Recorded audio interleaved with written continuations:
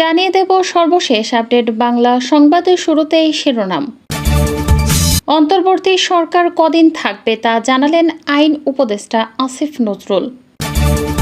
রয়টার্সকে সাক্ষাৎকার, সব হত্যাকাণ্ডে শেখ হাসিনার বিচার ও দুর্নীতির তদন্ত চান উপদেষ্টা নাহিদ ইসলাম, পক্ষপাতিত্বহীন তদন্ত দাবি কানাডার। এবং সবশেষে দেখবেন হাসিনার পদত্যাগ ঘিরে ধোঁয়াশা, ইউনূসকে নিয়ে হাসিনা মোদির নতুন ষড়যন্ত্র, থাকছে বিস্তারিত প্রতিবেদন। এতক্ষণ শুনছিলেন সংবাদ শিরোনাম, এখন থাকছে বিস্তারিত।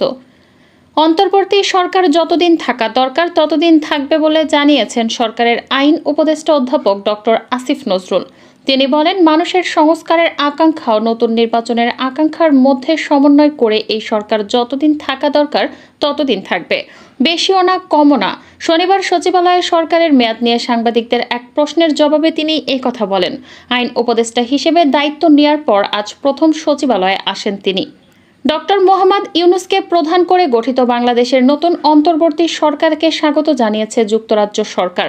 দেশটির পররাষ্ট্রমন্ত্রী ডেভিড ল্যামি তার সরকারের পক্ষ থেকে বাংলাদেশের অন্তর্বর্তীকালীন সরকারকে স্বাগত জানিয়ে বিবৃতি দিয়েছেন।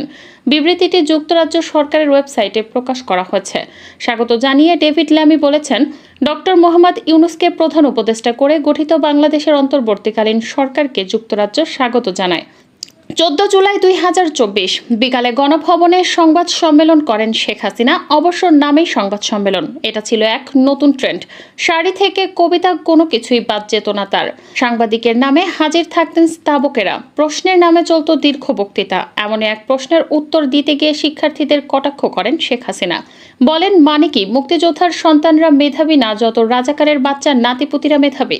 তার মন্তব্য প্রতিবাদের রাতেই ক্ষোভে ফেটে পড়ে ঢাকা বিশ্ববিদ্যালয়। 15 বছরের শাসন আমলে প্রথম চ্যালেঞ্জের মুখে পড়েন তিনি। 14 জুলাই থেকে 5 আগস্ট কিভাবে সবকিছু তছনছ হয়ে গেল।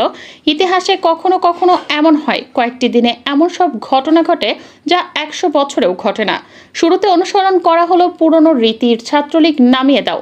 আওয়ামী লীগ সাধারণ সম্পাদক ওবায়দুল কাদের প্রকাশ্যেই শাসালেন। ঢাকা শহরের সব মাস্তান জড়ো করা হলো ক্যাম্পাসে, ছাত্রীদেরও পেটালেন তারা। এরপর নামানো হলো পুলিশ, বিজিবি, র্যাব, রক্তে রঞ্জিত রাজপথ।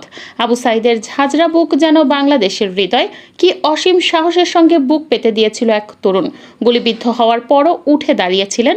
অনেকে অবশ্য বলেন, আবু সাইদের বিশ্বাস হচ্ছিল না স্বাধীন দেশের পুলিশ নিরস্ত্র কোনো যুবকের বুকে এভাবে গুলি চালাতে পারে। তারপর প্রতিটি দিনই ছিল রক্তাক্ত। লাশের কাউন্টডাউন করতে গিয়ে নিউজ রুমে আমরা ক্লান্ত হয়ে পড়ি। বাংলাদেশের ইতিহাসে আগে কখনো এমন ঘটনা ঘটেনি। কবরে অজ্ঞাত লাশের সারি, কত মানুষ মারা গেলেন তার সুনির্দিষ্ট হিসাব এখনো পাওয়া যায়নি। কয়েকশো মানুষ নিহত হয়েছেন এই নৃশংসতায়, যার বড় অংশই তরুণ। অন্তত 32 শিশু নিহতের খবর দিয়েছে ইউনিসেফ। এই নির্মম নিষ্ঠুরতা অবশ্য মানুষ মেনে নেয়নি। তারা গুলির মুখেও রাস্তায় নেমেছে। এটা অনেককেই বিস্মিত, হতবাক করেছে। এই সাহসের উৎস কোথায় তা অজানা। এই লেখক খেয়াল করেছেন, রোববার দুপুরে তার অফিসের পাশের রাস্তাতেই কয়েক ঘন্টার সংঘর্ষ চলে, যেখানে পুলিশ ও ছাত্রলীগ নির্বিচারে গুলি চালায়। আন্দোলনকারীদের লক্ষ্য করে তারা মারা যায়, কিন্তু পিছু হটে না। পরবর্তী কয়েক ঘন্টা ছিল বেশ গুরুত্বপূর্ণ। আন্দোলনের নেতারা সবাইকে ঢাকায় চলে আসার ডাক দেন। পরদিন মূল কর্মসূচি ছিল গণভবন ঘেরাও। তবে এরই মধ্যে পর্দার আড়ালে বেশ কিছু ঘটনা ঘটে। আন্দোলনকারীদের ওপর শক্তি প্রয়োগ না করার সিদ্ধান্ত নেয় সেনাবাহিনী। অন্যদিকে খবর বেরিয়েছে, সার্বিক পরিস্থিতিতে ওয়াশিংটন দিল্লিকে জানিয়ে দেয় শেখ হাসিনার সময় শেষ হয়ে গেছে। এরপর কি ঘটেছে তা সবারই জানা। শেখ হাসিনা বর্তমানে ভারতে অবস্থান করছেন। আমেরিকা তার ভিসা বাতিল করেছে। ব্রিটেন তাকে আশ্রয় দিতে রাজি হয়নি। তার ছেলে সজীব অজের জয় শুরুতে বলেছিলেন শেখ হাসিনা রাজনীতি করবেন না। এখন অবশ্য বলছেন, নির্বাচনের ঘোষণা দিলে শেখ হাসিনা দেশে ফিরবেন। আওয়ামী লীগ সভানেত্রী পালিয়ে যাওয়ার পর দলটি তার ইতিহাসের সবচেয়ে বিপর্যস্ত অবস্থায় রয়েছে।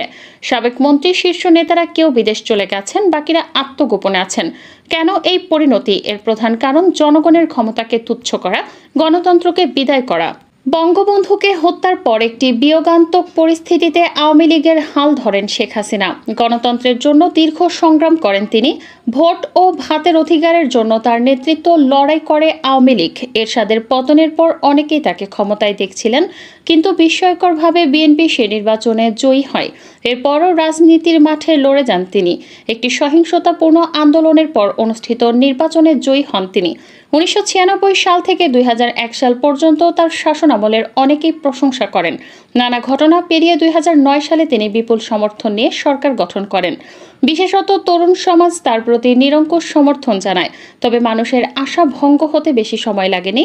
সময় যত গড়িয়েছে দলের ভেতরে এবং দেশে তিনি নিরঙ্কুশ কর্তৃত্ব প্রতিষ্ঠা করেছেন। দলের সিনিয়র নেতাদের করেছেন কোণঠাসা। 2014 সালে একতরফা নির্বাচনের পথে হেঁটেছেন। বিরোধী নেতাকর্মীদের দিয়ে পূর্ণ করেন জেল। হত্যা, গুম, খুনের শিকার হন বহু মানুষ। প্রতিষ্ঠানগুলো ক্রমশ নিজের কবজায় নেন। ভোটারবিহীন নির্বাচনের পরও টিকে যাওয়া তাকে আরও একনায়কতন্ত্রের পথে নিয়ে যায়। বিরোধীদের সব আন্দোলনই তিনি কঠোরভাবে দমন করেন। আন্তর্জাতিক সম্প্রদায়ের, বিশেষত যুক্তরাষ্ট্র ও ইউরোপের মতামতকে অগ্রাহ্য করেন। 2018 সালে বিরোধীরা নির্বাচনে অংশ নিলেও পরিস্থিতির কোনো পরিবর্তন হয়নি। ভোট হয়ে যায় রাতেই। বিএনপি সহ বিরোধী দলগুলো বরাবরই আন্দোলন গড়ে তোলার চেষ্টা করে, কিন্তু দমন-পীড়নের মুখে শেষ পর্যন্ত তারা টিকতে পারেনি। আওয়ামী লীগের শীর্ষ নেতারা এসব আন্দোলন নিয়ে উপহাসও করতেন প্রায়ই। 2024 সালেও আওয়ামী লীগ আরেকটি একতরফা নির্বাচন করে ফেলে। যুক্তরাষ্ট্র এ ধরনের নির্বাচনের বিরোধিতা করে আসছিল। তবে নির্বাচনের পর আন্তর্জাতিক সম্প্রদায় সরকারের সঙ্গে কাজ চালিয়ে যেতে থাকে। অনেকেই ধারণা করতে থাকেন আবারও হয়তো 5 বছরের জন্য টিকে গেল সরকার। শেখ হাসিনার 15 বছরের শাসন আমলে বাংলাদেশের নির্বাচনের নামে হয়েছে তামাশা। মানবাধিকার ও মত প্রকাশের স্বাধীনতার মতো ইস্যুতে বাংলাদেশের উল্টো যাত্রা দেখেছে সবাই। পবিত্র গ্রন্থে বারবার বলা হয়েছে, তোমরা সীমা লঙ্ঘন করো না। বাংলাদেশে আমরা এর পরিণতি দেখতে পাচ্ছি। মধ্য জুলাইয়ে কবি ইমতিয়াজ মাহমুদ লিখেছিলেন, লেখা আছে হাতের রেখায়, জাহাজ ডুববে অহমিকায়। বলা হচ্ছে দেশ একটা নতুন যাত্রা শুরু করেছে। সামনের দিনগুলোতে কি হবে তা এখনই নিশ্চিত করে বলা যায় না। প্রশ্ন হচ্ছে, শেখ হাসিনা কি আর কখনো বাংলাদেশে ফিরতে পারবেন?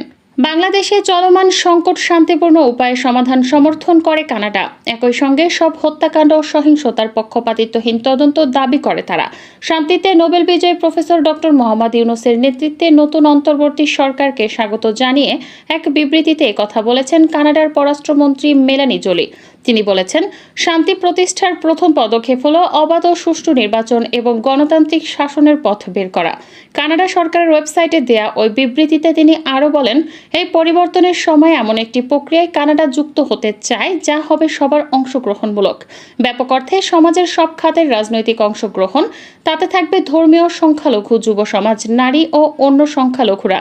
মানবাধিকারের প্রতি সম্মান, আইনের শাসন মেনে গণতান্ত্রিক রীতি, অংশগ্রহণমূলক সরকার গঠনের নীতিতে সব দলকে একসঙ্গে কাজ করার আহ্বান জানায় কানাডা। একই সঙ্গে সবাইকে শান্ত থাকার আহ্বান জানায়। মত প্রকাশের স্বাধীনতা চর্চার জন্য ইন্টারনেট ও অন্যান্য যোগাযোগ ব্যবস্থার পুরোপুরি সুযোগ নিশ্চিত করতে অন্তর্বর্তী সরকারের প্রতি আহ্বান জানায় কানাডা।